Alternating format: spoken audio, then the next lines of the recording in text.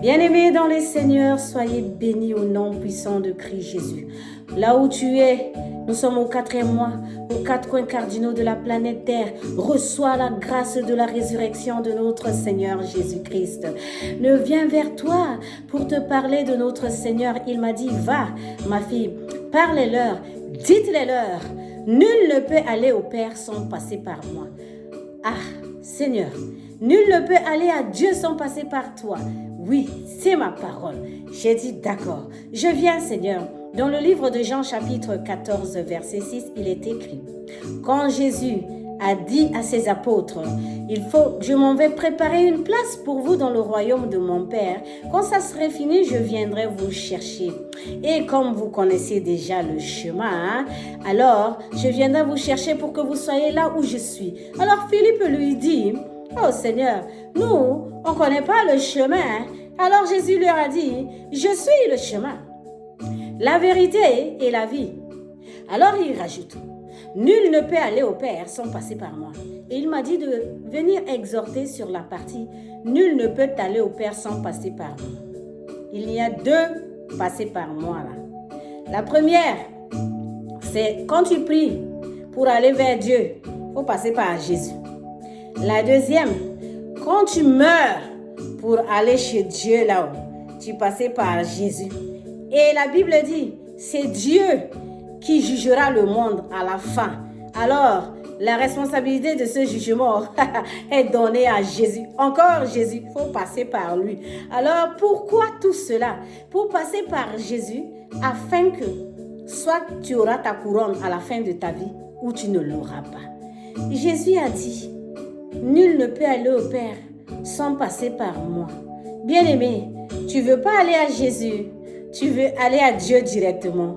Vas-y, fais ton chemin, mais tu ne trouveras pas Dieu parce qu'il est le seul chemin. Pourquoi il est le seul chemin pour passer par lui et aller à Dieu?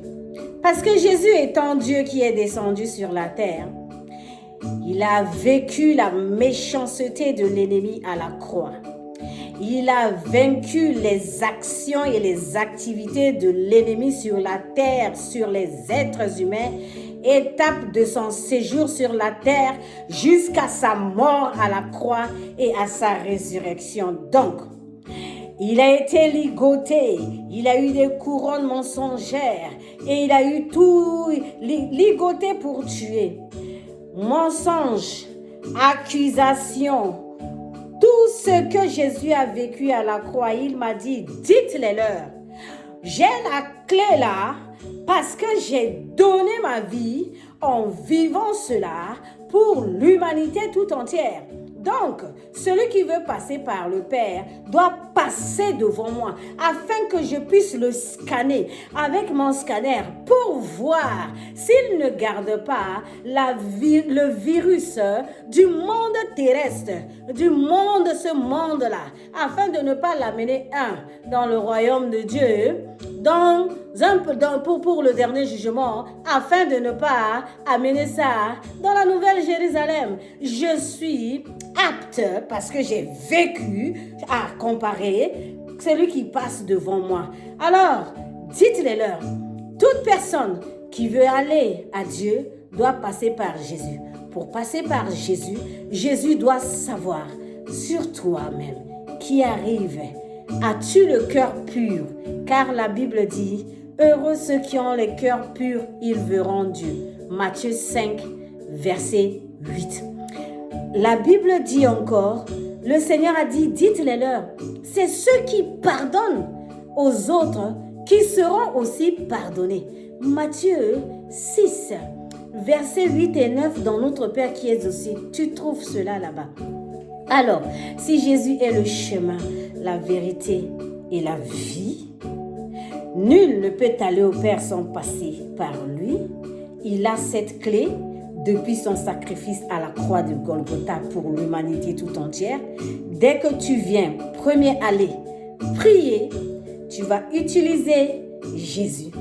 Tu vas prier en passant par Jésus et Jésus va valider pour que tu ailles demander ce que tu veux vers le Père. Mais beaucoup disent, je prie et puis je n'ai pas la réponse de ma prière. Bien-aimé dans le Seigneur, tu en es sûr? Tu es passé par Jésus? Très bien. Si tu es passé par Jésus, tu es allé au Père et que tu es revenu dans une communication normale là. Ton interlocuteur, quand tu parles, il te répond non? Oui ou non?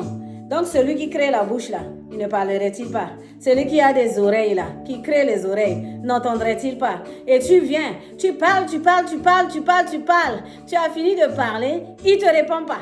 Et puis tu parles. Deux choses. Soit tu n'es pas allé chez lui parce que tu ne remplis pas les conditions du Seigneur Jésus-Christ, qui est tout ce qu'il a vécu à la croix. La méchanceté satanique, les accusations, l'ensorcellement, l'envoûtement. Oh, alléluia. Ligoter le corps des humains, les âmes des humains dans le monde des ténèbres. Faire les manipulations dans le monde spirituel sur ton prochain. Le livrer à la mort. Incanter sur tout type des objets ou des photos ou des images de tout ce que tu vois pour ton frère. Le frère qui porte l'Esprit de Dieu, le corps qui est le temple du Seigneur comme le tien là, tu le prends, tu vas dans le monde des ténèbres.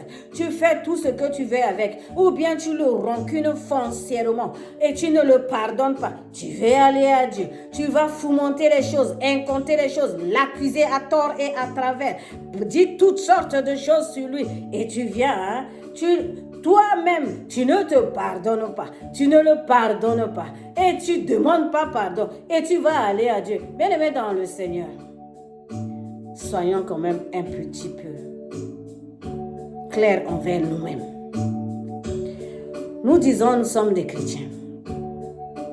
Nous devons marcher dans les pas du Seigneur Jésus. Si le Seigneur Jésus doit mettre son scanner sur nous pour voir si nous n'avons pas accusé les autres à tort, comme lui il a été accusé à tort, si nous n'avons pas utilisé la raillerie sur les autres, si nous n'avons pas menti sur les autres, si nous n'avons pas fait tout cela, le Seigneur Jésus, en utilisant son sang pour nous purifier, tout en sachant que nous venons sans rancune dans nos cœurs et que nous avons déjà pardonné à nos prochains qui nous ont déjà fait du mal, nous allons vers le Père. Mais si nous allons vers le Père, nous devons sortir avec les informations que le Père nous donne parce qu'on a fait une conversation intime avec notre Père. Quel est ce parent que son enfant vient lui parler et puis ne répond pas? Ce n'est pas Dieu. Revois, bien-aimé dans le Seigneur, la méthode d'aller vers Jésus. Jésus a dit, je suis le chemin. Marches-tu dans les pas du Seigneur Jésus-Christ? Sois-tu obéissante? Amour inconditionnel. Jésus a l'amour inconditionnel. Jésus ne juge pas. Jésus ne condamne pas. Jésus aime tout le monde. Jésus ne rejette pas les gens. Jésus ne fait pas de l'amitié ou bien n'approche pas quelqu'un par intérêt. Jésus, il a l'amour, la bénédiction, la paix, le calme. Et pour marcher, bien aimé dans le Seigneur, le chemin, on n'a pas dit l'autoroute, l'autoroute de Satan ou l'aérodrome de Satan, c'est le mensonge. Comme nous vivons dans une société où tout va très vite, tout le monde veut avoir tout le monde veut tout faire. Qu'est-ce qu'on fait? Les maris et les femmes se mentent entre eux, les parents et les enfants mentent entre eux, au travail, mensonge sur mensonge. Partout, mensonge. Le mensonge a gouverné le monde. Oh, Jésus a dit, je suis le chemin, la vérité et la vie. Tu es au travail, tu mens et puis tu viens le soir, tu dis que je vais aller vers Dieu. Tu ne gardes pas ton manteau d'enfant de Dieu en tout temps, en tout lieu, dans toute situation, dans toutes circonstances. Un coup tu es avec Dieu, un coup tu es dans le monde là-bas. Et quand tu viens pour passer, Jésus scanne, tu passes pas. Tu peux rester là. Tu peux dire tout ce que tu veux dire. Tu peux faire les plus belles prières qui existent sur la planète Terre. Les plus meilleures même. Le Père n'entend pas. Les conditions ne sont pas réunies. Tu n'es pas passé par Jésus. Et laisse-moi te rajouter encore. Comme c'est une exhortation, sache une seule chose. Il faut que tu appliques les méthodes des commandements que Jésus nous a laissés. Jésus nous a laissé les commandements et il a résumé les 10 en 2. Tu aimes ton Dieu de tout ton cœur, de toute ton âme et de tout ton esprit. D'abord, ton Dieu en premier lieu. Et tu aimes ton prochain comme toi-même. Bien-aimé dans le Seigneur, ça résume les 10 commandements et ça résume tous les autres commandements qui existent. Pendant que tu marches avec ces commandements, dans les pas de Jésus, dans sa douceur, dans son calme, dans sa paix, dans son amour, dans son pardon, à chaque fois que tu te présentes devant l'Éternel, l'Éternel t'entend et l'Éternel te répond. Même si tu n'as pas entendu ta voix, ce que tu as demandé, tu l'as, tu reçois. Mais si tu ne reçois pas et que tu n'entends pas le pourquoi du comment, repose-toi la question, as-tu utilisé la bonne méthode? Bien-aimé dans le Seigneur, à quoi bon de courir derrière les choses du monde, comme c'est dit dans le livre d'Ecclésiaste chapitre 1, verset 1. Vanité de vanité, tout n'est que du vent, tout est vanité. À quoi bon de gagner le monde et de perdre le paradis? Le jour dernier, Jésus va scanner encore toi et moi. Et Jésus va vérifier. Ma souffrance à la croix était pour mensonge, trahison, accusation à tort et à travers, raillerie, crachat, les coups et tout ça. Il te regarde. Il voit que tu fais la même chose sur ton prochain. Et pourtant, il a déjà payé le prix à la croix pour que toi et ton prochain, vous soyez libérés. Et tu n'as même pas eu le courage de demander à ton prochain là. Parce que si tu le blesses, ce n'est pas à Dieu que tu vas dire d'abord ton prochain. Tu lui demandes pardon. Hein? Afin que quand tu viens, que Dieu te pardonne. Mais maintenant, on croit à une espèce d'idéologie Jésus qu'on imaginait.